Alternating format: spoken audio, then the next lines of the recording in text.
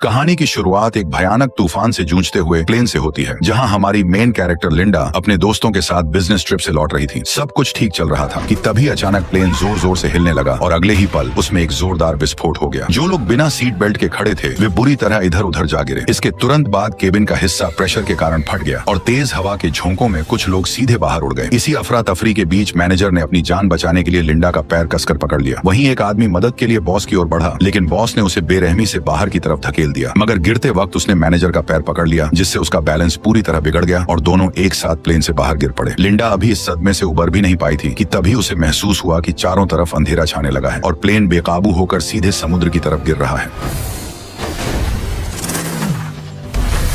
खुशकिस्मती से टक्कर का एंगल ऐसा था कि प्लेन तुरंत फटा नहीं और उसकी जान बच गई। लेकिन तेजी से अंदर घुसते पानी को देखकर लिंडा ने तुरंत सीट बेल्ट खोली और तैरकर बाहर निकल आई। लेकिन बच जाने के बाद भी उसे कोई राहत नहीं मिली, क्योंकि वह अब एक सुनसान और कभी खत्म न होने वाले समुद्र के बीच फंसी हुई थी। तभी दूर उसे एक छोटा सा टापू नजर आया और वह पूरी ताकत लगाकर उसकी तरफ तैरने लगी। सुबह होते ही वह किसी तरह उस टापू तक पहुंच गई और फिलहाल उसकी जान बच गई। लेकिन उसे अंदाजा नहीं था कि असली खतरा तो अब शुरू होने वाला है। थोड़ी दूर चलने के बाद उसकी नजर किनारे पर पड़े एक आदमी पर गई। वह तुरंत उसकी तरफ भागी और पास जाकर देखा तो उसे पता चला कि वो कोई और नहीं बल्कि उसका बॉस ब्रैडली था। वह भी हादसे में बच गया था और बेहोशी की हालत में लहरों के साथ बहकर यहाँ तक आ पहुंचा था। हालांकि गिरने के दौरान उसकी टांग टूट गई थी, लेकिन बाकी लोगों में से सिर्फ वही बचा था। पर फिर भी लिंडा उसे देखकर खुश नहीं थी, क्योंकि कंपनी में वह सबसे ज्यादा उसी से नफरत करती थी। दरअसल वह स्ट्रेटेजी डिपार्टमेंट की सबसे काबिल कर्मचारी थी और अपनी मेहनत से बॉस का भरोसा जीतकर मैनेजर बनने वाली थी। लेकिन ज्वाइनिंग से ठीक पहले बॉस की मौत हो गई और उसका बेटा ब्रैडली कंपनी का मालिक बन बैठा। बॉस बनते ही उसने लिंडा का प्रमोशन छीन लिया और वह पोस्ट अपने चापलूस दोस्त को दे दी। इतना ही नहीं, वह अपने दोस्तों के साथ मिलकर अक्सर लिंडा को नीचा दिखाने लगा। यह सोचकर लिंडा के मन में आया कि वह उसे वहीं छोड़ दे, लेकिन उसने सोचा अगर वो उसकी मदद करेगी तो वह फिर से मैनेजर बन सकती है। इसलिए उसने तुरंत एक नुकीला पत्थर उठाया और उससे केले के पत्ते काटने शुरू कर दिए। फिर पेड़ का सहारा लेकर एक फ्रेम बनाया और पत्तों और टहनियों को बेल से बांधकर एक छोटी सी झोपड़ी तैयार कर दी। धूप से बचने का इंतजाम करने के बाद उसने पानी का जुगाड़ करने की सोची। उसने रेत में गड्ढा खोदा और उसमें नारियल के छिलके रखकर ऊपर पत्ते लगा दिए। कुछ ही देर में बारिश शुरू हो गई और उसने आसानी से पीने लायक पानी जमा कर लिया। बारिश थमते ही मौसम साफ हो गया और काफी देर बाद ब्रैडली को होश भी आ गया। लिंडा तुरंत उसके पास पहुंची और उसे पानी पिलाने लगी। जब ब्रैडली को पता चला कि लिंडा ने उसकी जान बचाई है, तब उसने झिझकते हुए उसे थैंक यू बोल दिया। इसके बाद लिंडा ने उसके सामने अपनी काबिलियत दिखाते हुए लकड़ी रगड़कर आग जलाई और जल्द ही उसने एक मछली पकड़कर उसे पका भी लिया। लेकिन ऐशो आराम की जिंदगी जीने वाले ब्रैडली के लिए ये मछली किसी कचरे से कम नहीं थी। फिर भी पेट भरने के लिए उसे बिना नमक मसाले वाली वो मछली मजबूरी में निगलनी पड़ी। लेकिन लिंडा को इस खाने से कोई दिक्कत नहीं थी, बल्कि वह तो इस जगह पर फंसने के बाद भी बेहद खुश थी, क्योंकि उसे यहाँ कोई भी नीचा दिखाने वाला नहीं था और वो खुशी खुशी यहाँ कई दिन बिता सकती थी। धीरे धीरे कुछ दिन गुजर गए और यहाँ माहौल का असर दोनों पर साफ दिखने लगा। एक तरफ लिंडा जो छोटी सी चीज पाकर भी खुश हो जा रही थी, वहीं ब्रैडली किसी तरह यहाँ से निकलना चाहता था। उसने पूछा कि उसने अब तक किनारे पर कोई SOS सिग्नल क्यों नहीं बनाया या आग को बड़ा क्यों नहीं किया, ताकि किसी की इस टापू पर नजर पड़ सके। उसके मुताबिक लिंडा को पहले यही करना चाहिए था, लेकिन उसने ऐसा कुछ भी नहीं किया। इसी बात पर वह उल्टा गुस्से में चिल्लाते हुए उसे ताने मारने लगा कि वह यहाँ बेवजह उसकी देखभाल का बस एक नाटक कर रही है। खुद टूटी टांग के कारण लाचार था, फिर भी लिंडा की इतने दिनों की मदद के बाद भी वो उसे अपना हक समझ रहा था। उसकी बातें सुनकर लिंडा को समझ आया कि वह केवल चापलूसी से उसका दिल नहीं जीत सकती है। उसे उसकी असली अहमियत तभी समझ आएगी जब उसे कोई तकलीफ होगी। यही सोचकर लिंडा बिना कुछ कहे वहाँ से उठी और उसे अकेला छोड़कर चली गई। शुरुआत में ब्रैडली उसकी इस हरकत पर भी ताने मारता रहा, लेकिन कुछ ही देर बाद उसे एहसास होने लगा कि उसने कितनी बड़ी गलती कर दी है। फिर भी वह घमंडी बना रहा और लिंडा के खुद व खुद लौटने का इंतजार करने लगा। लेकिन ऐसा ही करते करते पूरा एक दिन बीत गया और आखिरकार उसका घमंड टूटने लगा। लेकिन रात तक भी लिंडा वापस नहीं आई। गहरी रात में तेज तूफान चलने लगा और कुछ ही देर में लिंडा की बनाई झोपड़ी भी उड़ गई। अगले ही दिन तपती धूप ने हालत और खराब कर दी। ज्यादा गर्मी की वजह से ब्रैडली डिहाइड्रेशन के चलते बेहोश हो गया। जब लिंडा उसे काफी तड़पा चुकी थी, तब वह पानी लेकर वापस आ गई। उसे देखते ही ब्रैडली ने बिना कुछ सोचे तेजी से पानी पीना शुरू कर दिया। अब उसे समझ आ गया था कि वह पूरी तरह लिंडा पर ही निर्भर है और वह उस पर अपना हक नहीं चला सकता। लेकिन तभी उसकी नजर उस भाले पर पड़ी जिसका इस्तेमाल लिंडा खतरनाक जंगली सुअर के शिकार के लिए करने वाली थी। उसे पता था कि वह सुअर बेहद जानलेवा है, इसलिए उसने लिंडा को जंगल में जाने से मना किया, क्योंकि अगर लिंडा को कुछ हो गया तो उसकी खुद की जान भी खतरे में पड़ जाएगी। लेकिन लिंडा ने उसकी एक भी बात नहीं मानी और वह सीधे जंगल के अंदर चली गई। जब वह चुपके से शिकार को ढूंढ रही थी, तभी अचानक उस जंगली सुअर ने लिंडा को टक्कर मारकर हवा में उछाल दिया।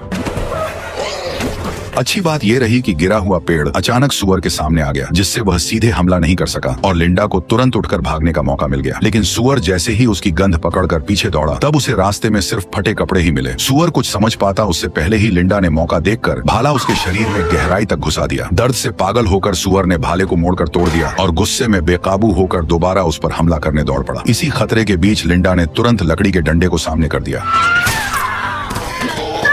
आखिरकार लिंडा ने उसे मार गिराया। सुअर का कटा हुआ सर देखकर ब्रैडली पूरी तरह हिल गया और पहली बार उसे समझ आया कि असल में लिंडा बहुत खतरनाक और ताकतवर है, जिससे अब ब्रैडली लिंडा से डर के रहने लगा। कुछ दिन बाद जब लिंडा जंगल में सामान ढूंढ रही थी तो उसे एक झरना मिला जहाँ से साफ पानी सीधे पिया जा सकता था। अब उसे पानी की चिंता नहीं रही और वह इस खोज से काफी राहत महसूस करने लगी। लेकिन उसकी यह खुशी ज्यादा देर नहीं टिक पाई, क्योंकि तभी उसे दूर से इंजन की तेज आवाज सुनाई दी। आवाज सुनते ही लिंडा तुरंत उस तरफ दौड़ पड़ी। वहाँ पहुंचकर उसे एक बोट दिखाई दी, जिसे देखकर उसकी आंखों में एक उम्मीद जाग उठी। लेकिन जैसे ही वह मदद के लिए चिल्लाने वाली थी, तभी वह अचानक रुक गई। उसे एहसास हुआ कि अगर वह वापस लौट गई तो उसे फिर से वही घिसी पिटी जिंदगी जीनी पड़ेगी, किसी और बॉस के नीचे झुककर काम करना होगा और हर दिन उसके ताने सुनने पड़ेंगे। लेकिन अगर वह यहीं रुकती है तो वह अपनी मर्जी की मालिक होगी, उसे किसी का कहना नहीं मानना पड़ेगा और जो चाहेगी वही कर पाएगी। इन्हीं ख्यालों में उसने फैसला कर लिया कि वह इस टापू को नहीं छोड़ेगी। इसलिए वह तुरंत छुप गई और धीरे धीरे नाव को दूर जाते हुए देखती रही। वापस आने के बाद उसने ब्रैडली को इस बारे में कुछ नहीं बताया, लेकिन ब्रैडली सिर्फ मजबूरी में उसका कहना कर रहा था। असल में वह इस टापू पर हमेशा रहना नहीं चाहता था। 2 हफ्तों की इस जंगली जिंदगी ने उसे पूरी तरह बदल दिया था और उसका सब्र अब टूटने लगा था। उसने लिंडा से एक नाव बनाने को कहा ताकि उसकी मदद से वह पास मौजूद बोट तक पहुंच सके और कोई उन्हें देख सके। लेकिन लिंडा ने उसकी बात सुनते ही इसे बेहद खतरनाक बताते हुए नाव बनाने से साफ इनकार कर दिया। ये सुनकर ब्रैडली का गुस्सा फूट पड़ा, क्योंकि जब से वे इस टापू पर फंसे थे तब से लिंडा ने उसकी एक भी बात नहीं मानी थी, जिससे वह खुद को रोक नहीं पाया। उसने लिंडा से अलग होकर अपना खुद का एक अलग कैंप बनाने और नाव तैयार करने का फैसला कर लिया। लेकिन जैसे ही वह अकेले काम करने लगा, उसे एहसास हुआ कि यह उतना आसान नहीं है जितना वह समझ रहा था। उसे आग जलाने तक का सही तरीका नहीं आता था और टूटी टांग की वजह से वह ज्यादा दूर भी नहीं जा सकता था। मजबूरी में वह नारियल के खोल से बारिश का पानी जमा करने लगा। किसी तरह उसने एक छोटी झोपड़ी खड़ी की और रेत पर हेल्प लिखकर मदद का इंतजार करने लगा। लेकिन 2 दिन बीत जाने के बाद भी समुद्र से कोई जवाब नहीं आया। भूख से परेशान होकर वह मजबूर हो गया और आसपास के कीड़ों को खाने की कोशिश करने लगा। लेकिन जैसे ही उसने उन्हें खाया, उसे इतनी घिन आई कि वह तुरंत उल्टी कर बैठा। उधर लिंडा के पास एक से एक बढ़िया स्वादिष्ट खाना था, जिसे वह आराम से मजे लेकर खा रही थी। अपनी हालत देखकर ब्रैडली का घमंड पूरी तरह टूट गया। वह शर्मिंदा होकर टांग की परवाह किए बिना घुटनों के बल बैठ गया और उससे माफी मांगने लगा। उसका यह बदला हुआ रवैया देखकर लिंडा हंस पड़ी और उसने उसे फिर से अपने साथ शामिल कर लिया। इतनी बेइज्जती महसूस करने के बाद भी ब्रैडली अंदर ही अंदर लाचार था, इसलिए वह चुपचाप सही मौके का इंतजार करने लगा। करीब आधा महीना गुजरने के बाद उसकी हालत सुधरने लगी। तब लिंडा उसे टापू की सबसे ऊंची चोटी पर ले गई, जहाँ पहुँचना तो मुश्किल था, लेकिन वहाँ से दिखने वाला नजारा कमाल का था। लिंडा ने समझाया कि असली खतरा इसी खूबसूरत दिखने वाले इलाके में छिपा हुआ है। फिर उसने रास्ते के किनारे लगे कुछ जामुन जैसे फल तोड़े और बताया कि इनमें ऐसा जहर होता है जो शरीर को सुन्न कर देता है। इसके बाद उसने उन फलों का रस अपनी बाह पर लगाया, जिससे कुछ ही देर में उसकी स्किन पर लाल दाने उभर आए। आगे बढ़ते ही लिंडा ने एक्स जैसी बनी चट्टानों की ओर इशारा किया और बताया कि उसके आगे का पूरा इलाका कांटों और जहरीली बेलों से भरा हुआ है, इसलिए उसने सख्त चेतावनी दी कि उस जगह पर कभी भी सामान ढूंढने मत जाना। ये सुनते ही ब्रैडली के दिमाग में एक चालाक प्लान आया और वापस लौटते समय उसने थकान का बहाना बना दिया। फिर वह धीरे से जहरीले फलों के पास बैठ गया। जैसे ही उसने चुपके से कुछ जहरीले जामुन तोड़े, तभी अचानक जमीन धंस गई और लिंडा नीचे जा गिरी। असल में वह जगह ऊपर से मजबूत दिख रही थी, लेकिन अंदर से पूरी तरह खोखली और कमजोर थी। ब्रैडली घबरा गया और तुरंत उसे ऊपर खींचने लगा। भले ही वह लिंडा से नफरत करता था, लेकिन वह उसे इस तरह मरते हुए नहीं देख सकता था। आखिरकार उसकी कोशिश से लिंडा की जान बच गई और पहली बार उसने बिना कुछ कहे ब्रैडली पर भरोसा करना शुरू कर दिया। कुछ ही दिनों बाद समुद्र में तेज तूफान आ गया। किनारे के पास बनी उनकी झोपड़ी इस आंधी में पूरी तरह टूट गई और पेड़ों के गिरने से हालात और खराब हो गए। अच्छी बात यह रही कि उन्हें पहले ही पास में एक गुफा मिल गई, इसलिए दोनों तुरंत वहां भागकर छिप गए। उस वक्त दोनों पूरी तरह भीग चुके थे और ठंड से बचने के लिए उन्हें अपने कपड़े उतारकर एक दूसरे से चिपक कर सोना पड़ा। इस नजदीकी के चलते लिंडा को धीरे धीरे ब्रैडली से प्यार होने लगा। जल्द ही ब्रैडली को जंगल में मौजूद हर जहरीले फल की पहचान हो गई। अपने हुनर को दिखाने और लिंडा का शुक्रिया अदा करने के लिए उसने आज रात खुद खाना बनाने का फैसला किया। लिंडा ने बिना ज्यादा सोचे उसकी बात मान ली और उसे मौका दे दिया। हैरानी की बात यह रही कि उसने जो खाना बनाया वह सच में काफी टेस्टी था, लेकिन जैसे ही लिंडा ने थोड़ा सा खाना खाया, तभी अचानक उसे चक्कर आने लगे और उसकी नजर धुंधली पड़ गई। कुछ ही पलों बाद वह खुद को संभाल नहीं पाई और सीधे जमीन पर गिर पड़ी। लेकिन ब्रैडली ने उसकी तरफ पलटकर भी नहीं देखा और तुरंत जंगल की तरफ भाग गया। थोड़ी देर बाद वह एक लकड़ी की नाव खींचते हुए वापस लौटा। असल में उसे पहले ही समझ आ गया था कि लिंडा उसे यहाँ से जाने नहीं देना चाहती, इसलिए उसने चुपके से ये नाव तैयार कर ली थी और सही मौका मिलते ही उसने जहरीले फल खिलाकर उसे बेहोश कर दिया। अब वह खुशी खुशी उस गंदी सी नाव को पानी में धकेलने लगा और बिना पीछे देखे तेजी से समुद्र की तरफ बढ़ गया, लेकिन वह ज्यादा दूर नहीं जा पाया था कि अचानक एक बड़ी लहर ने उसकी नाव को तोड़कर रख दिया। अगले ही पल उससे भी विशाल लहर उठी और उसे सीधे समंदर के अंदर खींच ले गई।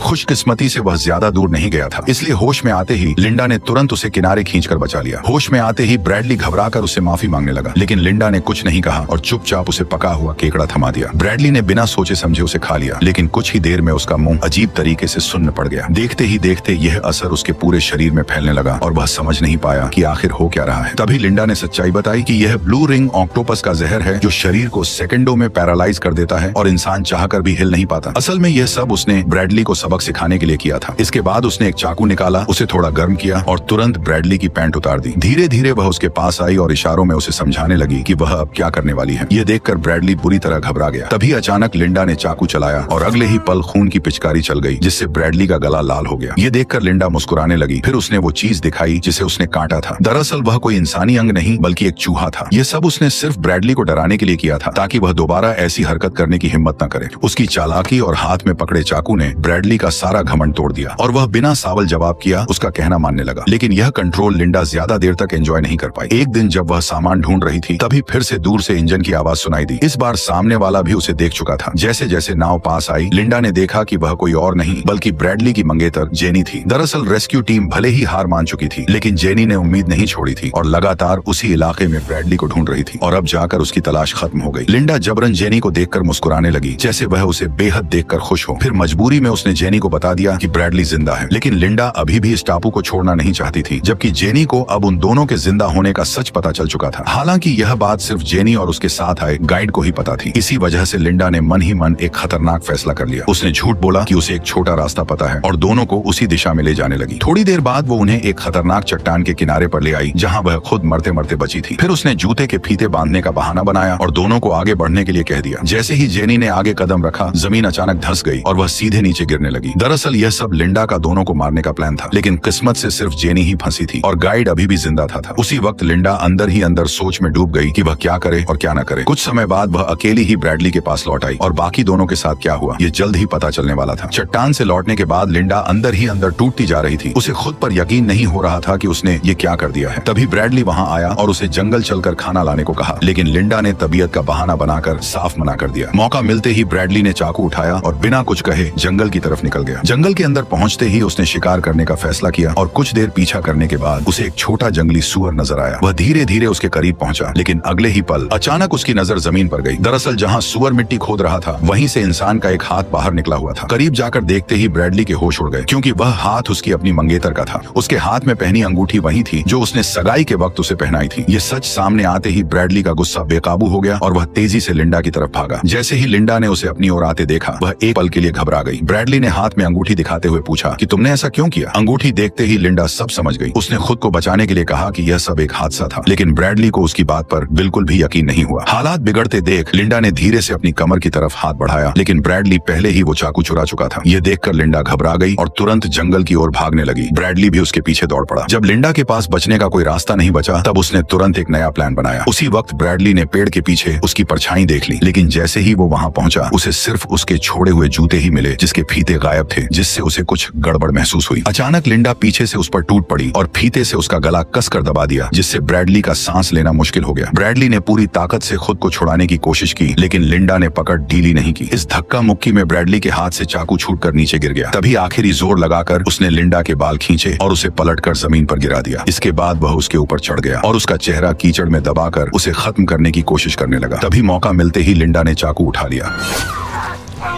जब लिंडा ने आंखों से मिट्टी हटाकर दोबारा देखा, तो ब्रैडली वहां से गायब हो चुका था। दरअसल वह उसी जहरीले इलाके की तरफ बढ़ रहा था जहां जाने से लिंडा ने मना किया था। ये देखकर लिंडा ने उसका पीछा नहीं किया और चुपचाप वापस लौट गई। काफी दूर तक भागने के बाद भी ब्रैडली के साथ कुछ नहीं हुआ, लेकिन जैसे ही उसने सामने देखा, तब उसके होश उड़ गए, क्योंकि दो विशाल चट्टानों के बीच उसे एक आलीशान विला दिखाई दिया, जिससे साफ हो गया कि यह कोई सुनसान टापू नहीं बल्कि किसी का प्राइवेट आइलैंड है। उम्मीद की एक नई किरण के साथ ब्रैडली तुरंत वहां पहुंचा और मदद के लिए चिल्लाने लगा, लेकिन अंदर से कोई जवाब नहीं आया। तभी उसने देखा कि दरवाजा खुला हुआ है। घर के अंदर घुसते ही ब्रैडली ने जल्दी जल्दी लाइट ऑन की और हर जगह नजर दौड़ाकर कुछ काम की चीजें तलाशने लगा। तभी उसकी नजर फ्रिज पर पड़ी और उसे खोलते ही अंदर तरह तरह के मॉडर्न ड्रिंक्स सजे हुए दिखाई दिए। प्यास से बेहाल ब्रैडली ने तुरंत एक पानी की बोतल उठाकर पीने लगा, लेकिन तभी अचानक सब कुछ बदल गया। न जाने कैसे स्पीकर से लिंडा की आवाज गूंज उठी और उसकी बात सुनते ही ब्रैडली को पूरी सच्चाई समझ आने लगी। उसे एहसास हुआ कि जहरीले इलाके वाली सारी बातें झूठ थीं और सिर्फ उसे इस जगह से दूर रखने के लिए ये कहानी बनाई गई थी। अब लिंडा ने बिना किसी झिझक के सब कुछ साफ साफ बता दिया। असल में जो जहाज उसने पहली बार देखा था वो हर महीने यहाँ सप्लाई देने आता था और उसी के जरिए उसे इस आलीशान विला का पता चला था। यहाँ आने के बाद उसने छुपकर दरवाजे का पासकोड देख लिया और फिर सही मौके पर इस जगह पर पूरी तरह कब्जा कर लिया। हालांकि असली मालिक यहाँ बहुत कम आता था, इसलिए वह हर बार सब कुछ साफ करके आराम से यहाँ रहती थी। किसी को शक भी नहीं होता था और सब कुछ उसके हिसाब से परफेक्ट चल रहा था। लेकिन जेनी के अचानक आने से उसका पूरा प्लान बिगड़ गया। अनजाने में हालात ऐसे बन गए कि उसे जेनी को मारने का कदम उठाना पड़ा। उसकी ये सच्चाई सुनकर ब्रैडली के रोंगटे खड़े हो गए। अंधेरे में इधर उधर टटोलने पर भी उसे कंट्रोल रूम नहीं मिला। तभी अचानक हालात पलट गए क्योंकि लिंडा खुद उसे ढूंढते हुए वहां पहुंच गई। दरअसल उसने पहले ही इस विला के अंदर से एक शिकार वाली बंदूक हासिल कर ली थी। ब्रैडली ने जैसे ही उसे देखा तो वो तुरंत घुटनों पर गिर गया और अपनी जान की भीख मांगने लगा। उसने कहा कि वह अब भागेगा नहीं बल्कि यहीं रहकर उसी के साथ जिंदगी बिताएगा। इतना ही नहीं, उसने ये भी कहा कि इस दौरान वह सच में उससे प्यार करने लगा है। लिंडा को यकीन दिलाने के लिए वह दोनों के बीच बिताए खूबसूरत पलों की बातें करने लगा। उसकी बातें सुनकर लिंडा को कुछ गड़बड़ लगी। तभी उसकी नजर पीछे रखे बैल के सिर पर गई जहां से एक सींग गायब था और फिर अगले ही पल लिंडा ने पास रखी गोल्फ स्टिक उठा ली, जबकि ब्रैडली ने भी बंदूक अपने हाथ में ले ली। लेकिन जैसे ही उसने ट्रिगर दबाया बंदूक खाली निकली। असल में यह सब पहले से ही लिंडा का सोचा समझा प्लान था। अगले ही पल उसने बिना वक्त गवाए गोल्फ स्टिक उठाई और ब्रैडली पर लगातार वार करने लगी। आखिरी वार इतना जोरदार था कि ब्रैडली वहीं खत्म हो गया। यहीं पर कहानी भी खत्म हो गई। लिंडा ने पूरे विला को साफ करके खुद को एकमात्र जिंदा बची इंसान के रूप में पेश किया। फिर उसने इस पूरे हादसे को एक सर्वाइवल मिरेकल की तरह दिखाकर खुद को मशहूर बना लिया और धीरे धीरे वह बहुत अमीर बन गई।